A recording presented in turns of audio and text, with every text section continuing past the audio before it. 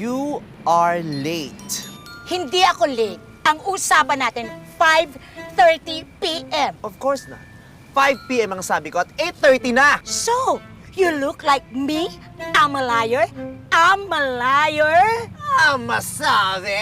Anong amalayo na pinagsasabi mo? Ano problema mo? Ate, you shut up!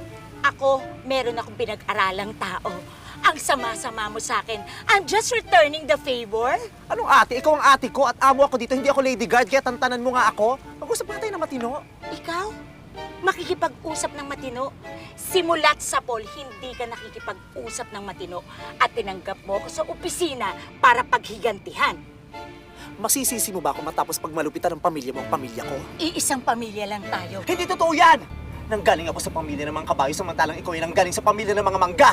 Iisang pamilya. Sabihin mo yan sa nanay mong presidente ng mga aswang! Walang presidente ng mga aswang ko. Ang nanay mo ay presidente ng mga babarang kabet! Kundi dahil sa'yo, hindi naging baldado ang nanay ko! Bakit? Ako ba ang tumulak? Kung sinakluluhan mo siya, edi sana nakahawak siya sa baba mo, hindi siya nalumpo!